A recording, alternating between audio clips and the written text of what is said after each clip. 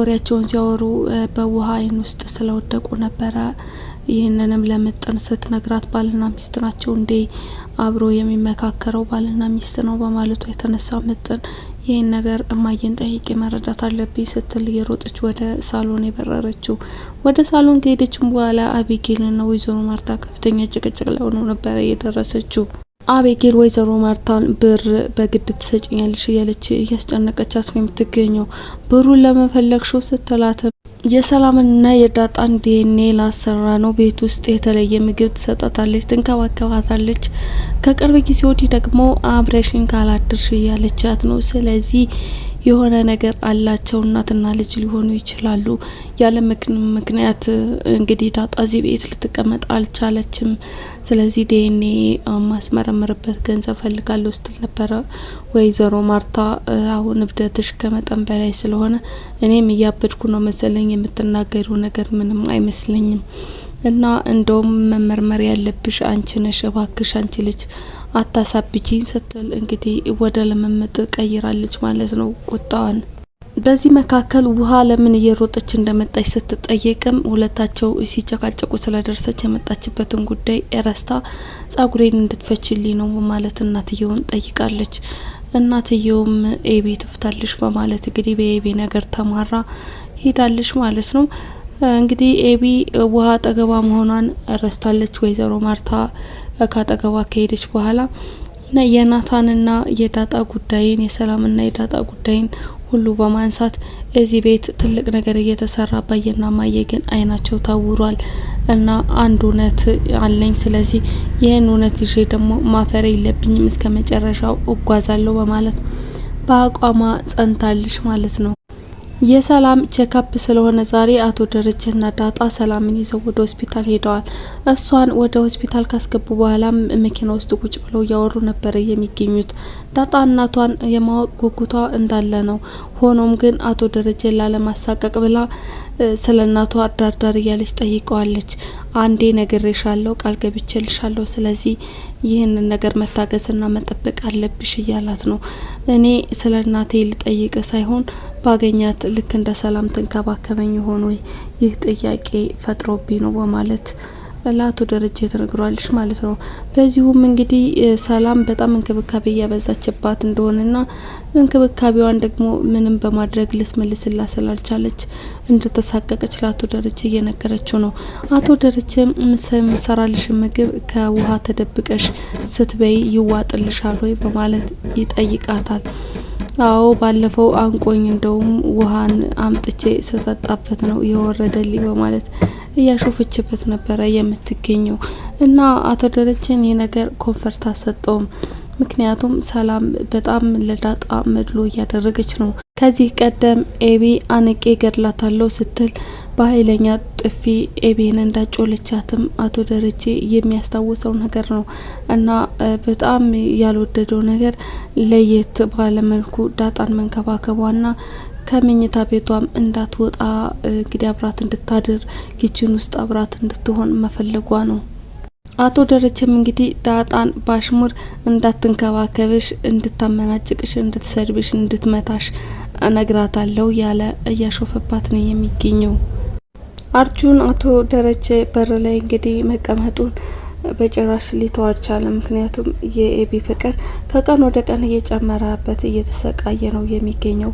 በዚህ መካከል ደግሞ ውሃና ምጥን በጣም ልቡን ድርቅ እያደረጉት ነው የሚገኙት እና ኤቢ በጣም ነፍቃኛለች የኔ ፀሐይ፣ እሷ ከሌለች ሁሉ ነገር ጨለማ ነው የሚሆነው፣ እናም ጥሩልኝ ሲላቸው እነሱ እየተጣሩ ግን ቦሌ ሄዳለች እና እንጥራልህ እያሉ ግን ይጣራሉ ማለት ነው።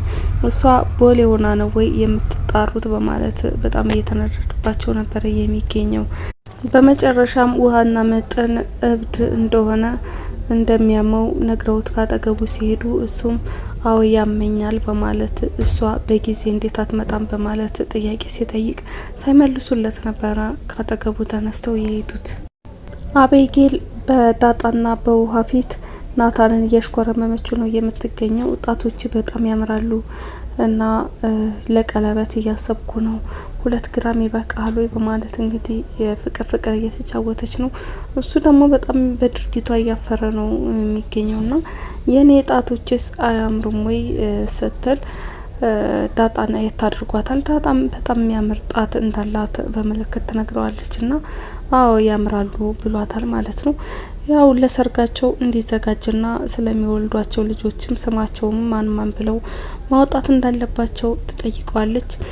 ናታንም ይህ ነገር በልጅ ፊት አይወራም እባክሽ ተይኝ ቢላትም ይቺ አይጥ ናት ወይ ልጅ ማለት በማለት እንግዲህ ውሃን ልታንቋሽ ስትሞክር ነበረ ከዳጣ ጋር እየተጣላቸው ማለት ነው። እናም ያቺ ከማንም ጋር ስትልከሰከስ ያረገዘች ሴት ቁጭ ላይ እየጠበቀች የሚሆነው እሷ ጋር ብትሄጅ ይሻልሻል ስትል ነበረ። ዳጣ ትግስቷ አልቆ ምንም ቢሆን ታላቅሽ ናት ልታከብሪያት ይገባል በማለት እና ነፍሰ ጡር ሴት እንደዚህ መናገር አግባብ እንዳልሆነ ልኳን ነግራት ወደ መኝታ ቤቷ እየሄደችው አቶ ደረጀ ናታንን መኪና ውስጥ አስገብቶ እንግዲህ አባቱ ደውሎ እንደሆነ ስለ አባቱ አንዳንድ ነገሮችን እየጠየቀው ነበረ። ተደዋውለናል አውርተናልም እያለው ነው የሚገኘው። ወይዘሮ ማርታ በነገረችው መሰረት እንግዲህ የናታን አባት ከአቤጌል ጋር መጋባቱን ስሬስ ሳይወስደው አልቀረም። እናም ይህ ነገር ደግሞ ናታንን በጭራሽ ደስ አላለውም።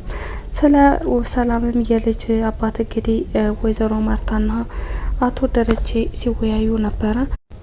ማን እንደሆነ ሰላምን አሳምኖ እስከ ማርገዝ ደረጃ እያደረሳት እንግዲህ ለማወቅ በጣም እንደ ጓጓ አቶ ደረጀ እየተናገረ ነው ማለት ነው።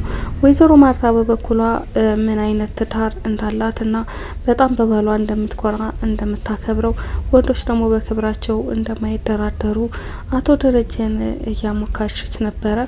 እሱም ስለሰራችለት እራት በጣም ጣፋጭ ከመሆኑ የተነሳ ከመጠን በላይ በልቶ አሁን መተኛት እንደማይፈልግና ትንሽ እስከሚፈጭለት ድረስ መቀመጥ እንደሚፈልግ ለወይዘሮ ማርታ እየነገራት ነው ማለት ነው።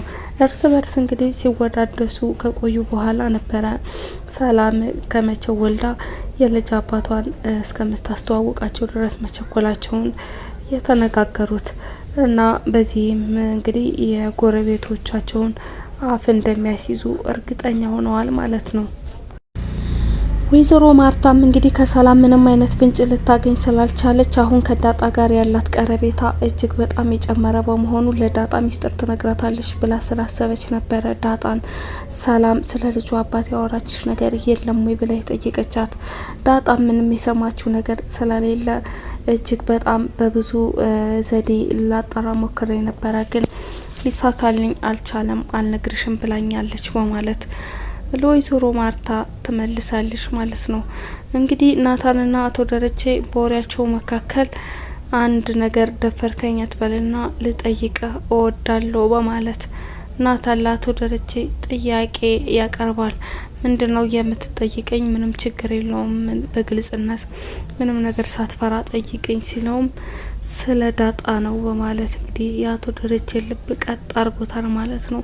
ስለ ዳጣ ምን ይነግረው ይሆን የሚለውን በቀጣይ ክፍል አብረን የምናይ ነው የሚሆነው። ስለተከታተላችሁኝ እጅግ አድርጌ አመሰግናለሁ። ውድ የዳራ ሲኔማ ቤተሰቦች ቻናሌ ላይክ፣ ሼር፣ ሰብስክራይብ በማድረግ እንድታበረታቱኝ በአክብሮት እጠይቃለሁ። አመሰግናለሁ።